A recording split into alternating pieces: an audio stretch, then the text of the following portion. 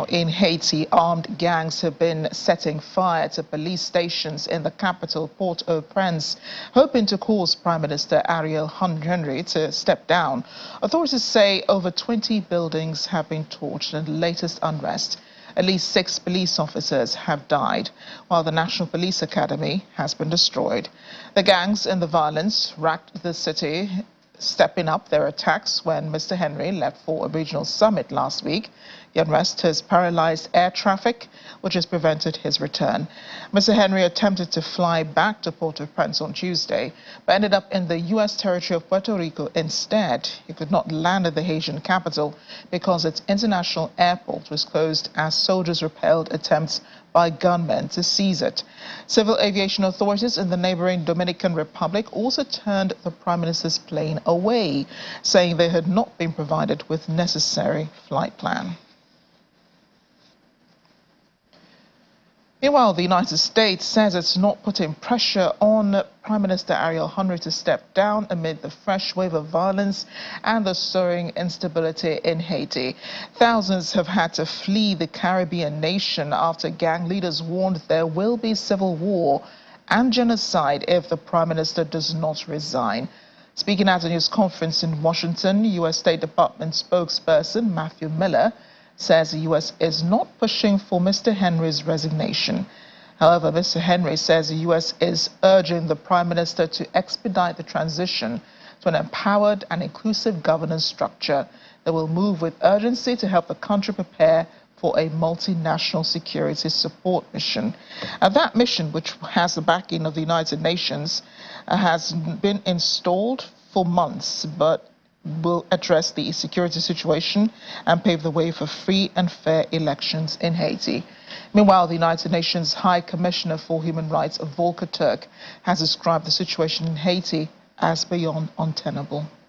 Let's bring in now partner at Adome Advisory Group, PLLC, in the United States, Joanna LeBlanc. She's also a former foreign minister, foreign policy advisor to the Haiti government and senior staffer at the U.S. Congress. Joanna, thank you for joining us on the program today. Thank you so much for having me, Amarachi. Always a pleasure.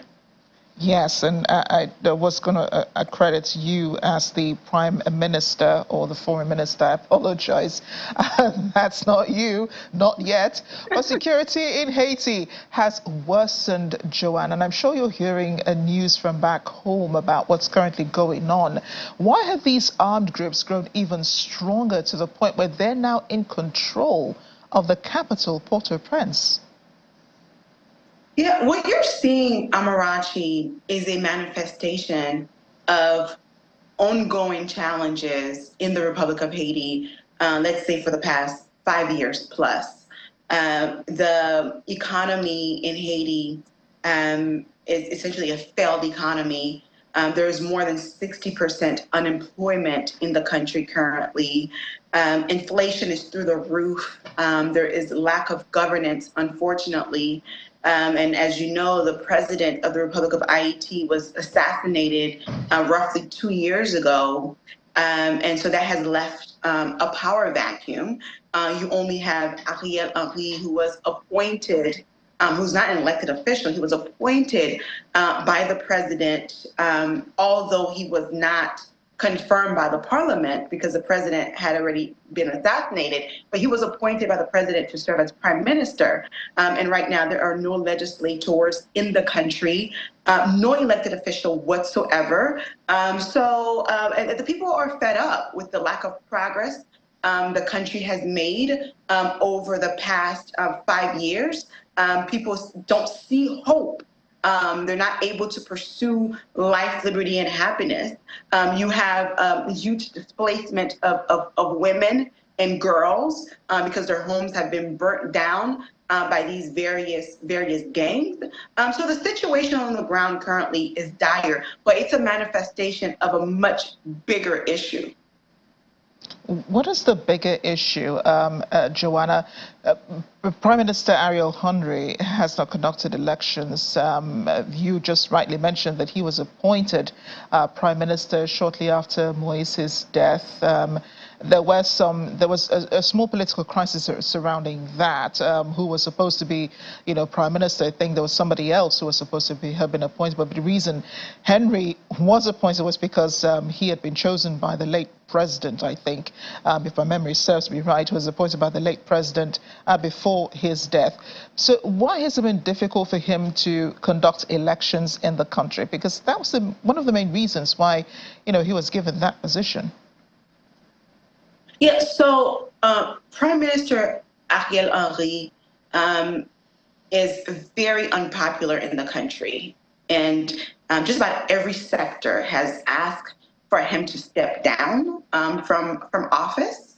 The civil society, private sector, the voodoo sector, the religious sector, the youth, they have all asked him to step down because they don't have the confidence that he is able to actually govern the country. And what we have seen since Prime Minister Ariel Henry has been in power is that there has definitely been a decline in the quality of life of the people of Haiti. But the issue is much bigger than Ariel Henry, because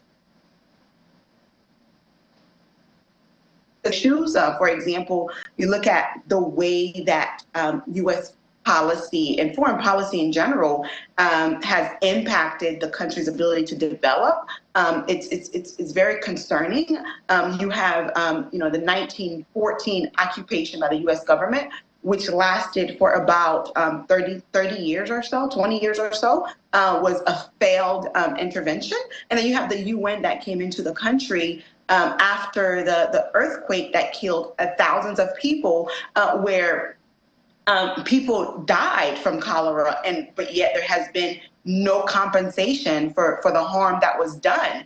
And then you have, under President Bill Clinton, there was a policy that pretty much gave preference to the rice sector in Arkansas to provide rice to the Republic of Haiti, completely decimated the rice sector and the agriculture sector in the Republic of Haiti.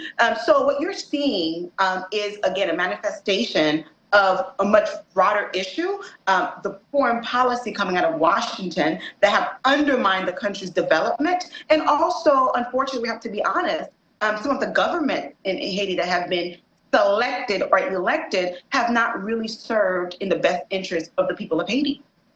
Yeah, if you do look at the history, it does appear the leadership has helped in impoverishing the people of Haiti. So, Joanna, who is running the country right now with Ariel Henry away? And could we say that armed gangs are in charge of Haiti at the moment? Well, technically, the Minister of Finance is in charge of the country in the absence of Prime Minister Ariel Henry, who, by the way, is not able to return to the country because the airport in Haiti, in Port-au-Prince, has been taken over by these armed groups. They've essentially said if Prime Minister Ariel Henry were to come back into the country, there will be essentially a civil war.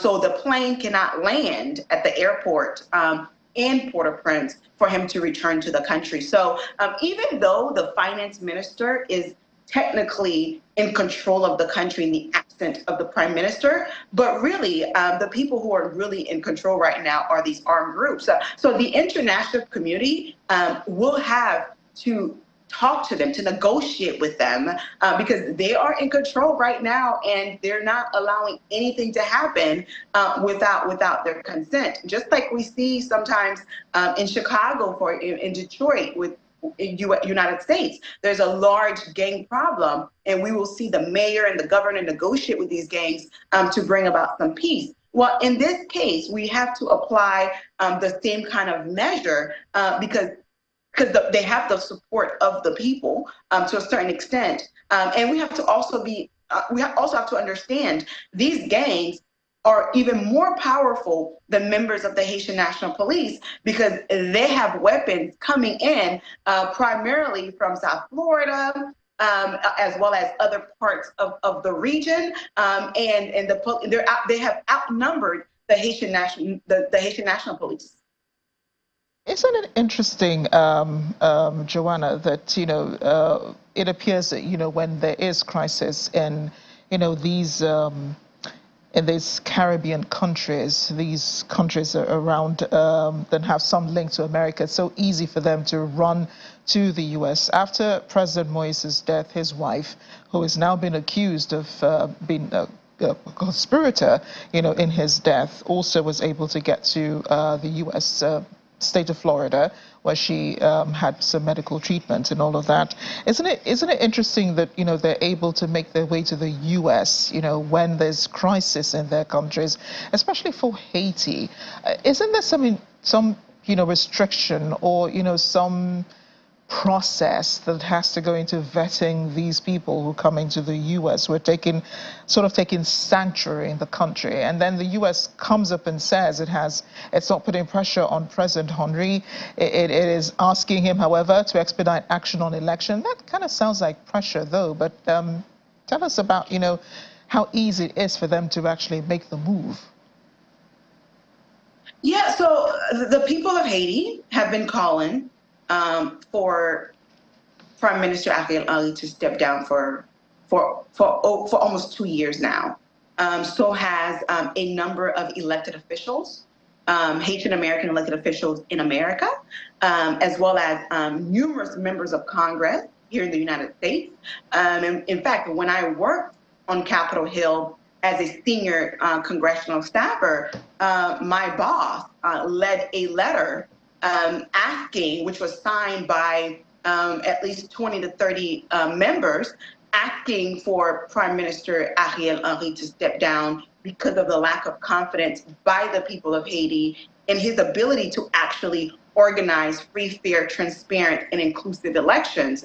There's been a great deal of delay, and the people, the groups have made it very clear, so long as Ariel Henry is in power, we were not going to have peace in the country, right? And we also have to understand that these gangs, these weapons, again, they're not coming from Haiti because there has been arms embargo on Haiti for the past 2 decades.